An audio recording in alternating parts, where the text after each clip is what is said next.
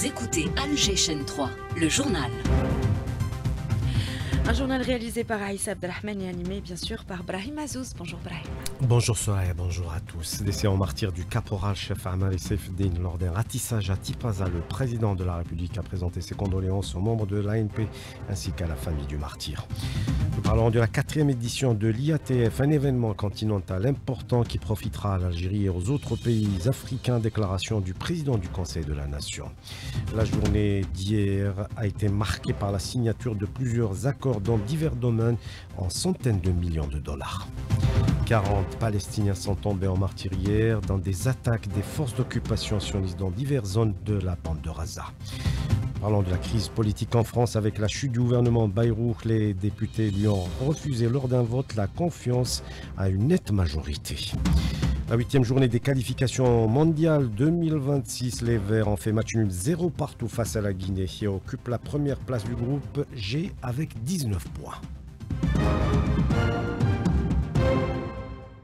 Bonjour à tous. Décès en martyr du caporal-chef Amal Saifeddine lors d'un ratissage à Tipaza. Le président de la République Amagit Tebboune a présenté ses condoléances aux membres de l'ANP, l'armée nationale populaire ainsi qu'à la famille du caporal-chef Amal Saifeddine. Le chef de l'État a écrit dans son message avoir appris avec une immense tristesse et une profonde affliction le décès en martyr du caporal-chef Amal Saifeddine lors d'une opération de recherche et de ratissage dans la zone du secteur militaire de Tipaza ayant permis la neutralisation de deux terroristes. Condoléances également du général d'armée Saïd Chengriha, chef d'état-major de l'ANP, aux membres de la famille et proches caporal-chef Amal Saifeddine. L'opération de recherche et de ratissage qui est toujours en cours, elle réaffirme la détermination et la vigilance de l'ANP dans la lutte antiterroriste et contre toute forme de criminalité, indique un communiqué du ministère de la Défense nationale. Message de condoléances également des présidents du Conseil de la Nation Azouz Nasri et du président de l'APN Brahim Bourali. Avant-dernier jour, ce mardi, de la foire commerciale intra-africaine au Palais des Expositions des Pins Maritimes. La journée d'hier a été marquée par la visite qu'a effectuée le président du Conseil de la Nation et plusieurs ministres. Dans une déclaration à la presse, Azouz Nasri a souligné l'importance de cet événement continental qui profitera à coup sûr à l'Algérie et aux autres pays africains. On écoute au micro de Sofia Boukalcha. Aujourd'hui, en tant qu'Algérien, je suis fier, très fier même d'être présent dans ce lieu, un lieu qui a exprimé avec sincérité la place de l'Algérie en Afrique, et cela avec le témoignage de tous. Je pense que ce salon est véritablement une vitrine qui met en valeur tout ce que possède l'Algérie comme potentialité, qu'elle soit humaine ou matérielle, afin de servir l'Afrique et sa profondeur. La volonté politique est là, le président de la République, vous l'avez suivi lors de l'ouverture de cette manifestation, vous avez entendu ses propos. Je crois que toute l'Algérie est mobilisée, je crois que toute l'Algérie est déterminée à réussir cette grande rencontre. Avec ses partenaires, banques, responsables politiques, chefs d'État et avec tout cet élan, l'Algérie réussira, l'Afrique réussira et l'Algérie sera toujours au rendez-vous, en première ligne, prête à fournir toutes les conditions et tous les moyens pour un développement durable au service de l'Afrique. Cette 4e édition de l'IATF à Alger a atteint un niveau supérieur. Ce sont les mots de l'ancien président nigérian Olusegun Obasanjo, et président du conseil consultatif de l'IATF. Ces propos sont recueillis par Lies Terrini. Over the past 8 years, we have had 4 editions. Au cours des 8 dernières années, nous avons eu 4 éditions de l'IATF et chaque édition est passée d'un niveau à un niveau supérieur. Permettez-moi de prendre un moment pour reconnaître les efforts que le président de la République démocratique populaire d'Algérie a consacrés à cela. Je suis venu il y a un mois en Algérie et le président m'a dit « Ne vous inquiétez pas, nous ferons de cet événement le meilleur et le plus grand ». Et c'est ce qui est arrivé. And he has achieved that. Et au 5e jour de l'IATF, hier, des accords en dizaines de millions de dollars ont été signés. Ainsi, Madar Holding a conclu un accord de 180 millions de dollars avec une entreprise libyenne pour l'exportation de sucre raffiné. La Libye qui va également acheter du ciment algérien. Ibti Haladoun. Le groupe Madar érige un jalon majeur pour l'économie algérienne en scellant un contrat d'exportation de sucre vers la Libye. Par cette percée, le holding confirme son rang de pionnier et de catalyseur pour l'ensemble des entreprises nationales tout en portant haut la voix de l'Algérie. Amara Sharafeddin, directeur général de Madar Holding. Madar est présente à travers ses filiales, à travers une des filiales qui participe et qui vient de signer un contrat de vente de sucre à la Libye, à une société libyenne, un contrat dont le montant est de 180 millions de dollars. C'est un premier contrat d'une série d'autres contrats qui viendront plus tard. Cette évolution témoigne d'un basculement structurel. L'Algérie consolide son rôle régional en misant sur l'exportation du ciment et l'extension de ses capacités de transformation directement sur le continent africain. Abdenour Swakri, président du groupe Swakri. Nous sommes devenus exportateurs de clinker et de ciment, mais notre objectif c'est d'exporter uniquement le ciment ou bien s'implanter en Afrique avec des broyeurs. Notre clinker, on le broie nous-mêmes en Afrique. Plusieurs accords de coopération ont été conclus avec des partenariats du Sénégal, de l'Égypte, de la Tunisie, de la Libye et de la Mauritanie, confirmant la volonté algérienne de tisser un réseau solide de partenariats économiques sur le continent. Et de son côté, le groupe Condor a signé 6 accords d'une valeur globale de 80 millions de dollars par an avec des entreprises de Côte d'Ivoire, du Sénégal, d'Égypte, de Libye, de Tunisie et de Mauritanie. Il y a également cette annonce d'intention d'investissement en Algérie d'El Sewedi Électrique à hauteur de 2,5 milliards de dollars. Un protocole d'accord a été signé entre l'agence algérienne de promotion de l'investissement et la société égyptienne qui dispose d'une filiale en Algérie. Mustafa Awad El Halwani, PDG d'El Sewedi Électrique, au micro de Sofia Bokacha. Cet accord nous a permis d'intégrer le tissu économique et d'investissement en Algérie. En tant qu'investisseur principal et acteur majeur dans le domaine des investissements, nous tenons à souligner la qualité et la solidité de l'environnement d'affaires dont jouit l'Algérie. C'est précisément ce climat favorable qui a encouragé la société El Sewedi Électrique à injecter un investissement de 2,5 milliards de dollars sur le territoire algérien. Nous espérons, avec de grandes ambitions, pouvoir doubler ces investissements dans les périodes à venir, conformément aux orientations de l'État algérien et aux nombreuses opportunités disponibles sur le territoire national. L'énergie, un secteur très développé en Algérie. Les groupes Sonatrach, Sonelgaz et la société Sonarem, pour ne citer que ces trois, ont les moyens de renforcer leur présence sur le marché africain, un point souligné par le ministre de l'Énergie et des Mines, Rim Boukadou. Le ministre d'État, ministre de l'Énergie, Mohamed Arkab, a entamé sa tournée par le stand de Sonarem où il a exprimé sa satisfaction quant à l'implication des jeunes dans ce secteur stratégique. Il a également mis en avant les richesses et le potentiel énergétique dont dispose l'Algérie.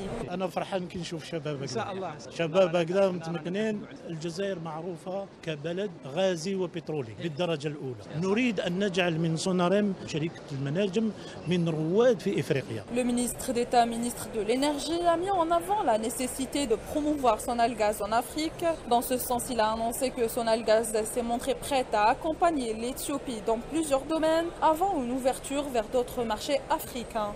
Sonalgaz لازم نسوقها إلى البلدان الإفريقية. Sonalgaz متمكنة من كل سلاسل الإنتاج الكهرباء نقل وتوزيع الكهرباء. عندكم une compétence لابد أن تستفيدوا منها وبالعملة الصعبة إن شاء الله. Le ministre d'État, ministre de l'Énergie, Mohamed Arkab, a insisté sur le rôle complémentaire des entreprises publiques et privées dans la promotion du produit national, notamment les équipements électriques reconnus pour leur qualité et leur compétitivité. أصبحنا الآن نسوقوا عدة أدوات ومعدات كهربائية لابد الآن أن نعرف بها أكثر لأن هي ذات جودة عالية وكذلك بالنسبة للسعر هي سعر تنافسي. Mohamed Arkab a précisé que cet événement constitue une vitrine pour mettre en lumière les compétences nationales et le savoir-faire algérien tout en renforçant la visibilité du pays sur les marchés internationaux.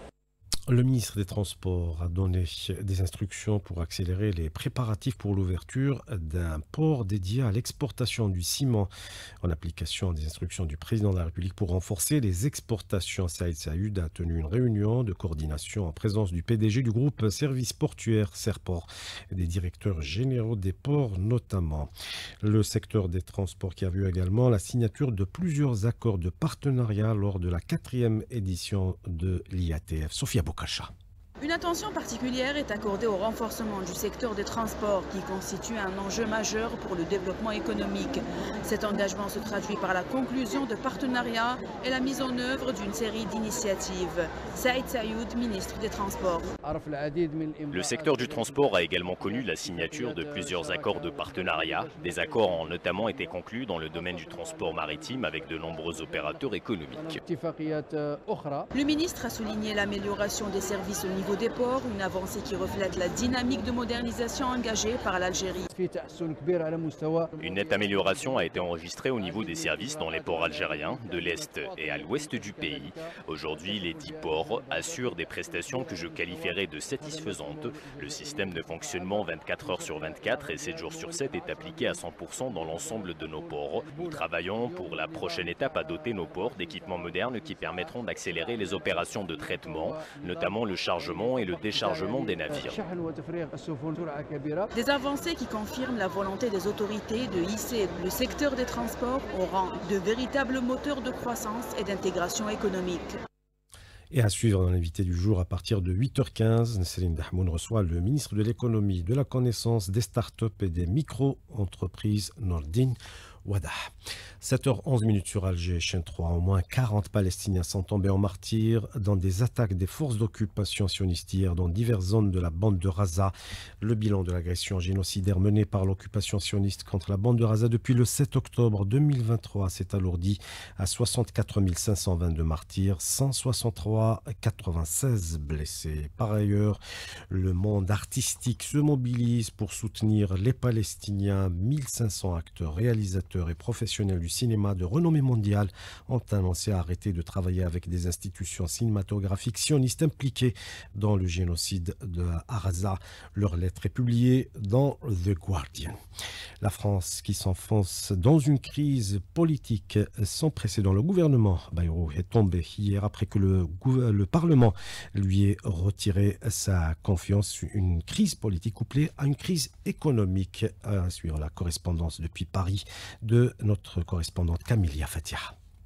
Cette première dans l'histoire de la Ve République déclenche d'une profonde instabilité politique. François Bayrou, qui avait appelé à cette épreuve de vérité, n'a pas réussi à fédérer une majorité autour de son programme, notamment sur la gestion de la dette, aggravant ainsi une crise aux répercussions sociales et économiques déjà sensibles. Il devait remettre sa démission au président Emmanuel Macron mardi matin. Ce revers ouvre une période d'incertitude majeure avec des conséquences potentielles sur le plan politique, social et économique. Plusieurs scénarios sont envisagés par les spécialistes, la nomination d'un nouveau Premier ministre pour diriger un gouvernement de transition, la formation d'une coalition inédite ou encore la dissolution de l'Assemblée nationale conduisant à des élections anticipées. La perspective d'une destitution du président français, bien que mentionnée dans certains cercles proches de Mélenchon, reste pour l'heure très improbable. Emmanuel Macron fait face à un dilemme complexe, tenter de recomposer un gouvernement fragile dans un contexte de tension accrue. Cette crise marque un tournant décisif, bouleversant profondément le paysage institutionnel, social et économique français. Paris, Camilia Fatiha, Alger, chaîne 3. Et la culture est également présente à l'IATF avec plusieurs activités dans ce vernissage d'œuvres de jeunes artistes plasticiens africains qui ont participé à une résidence artistique à la Villa Boulkina à Alger. Plusieurs thématiques ont été abordées. Hanan Seissi.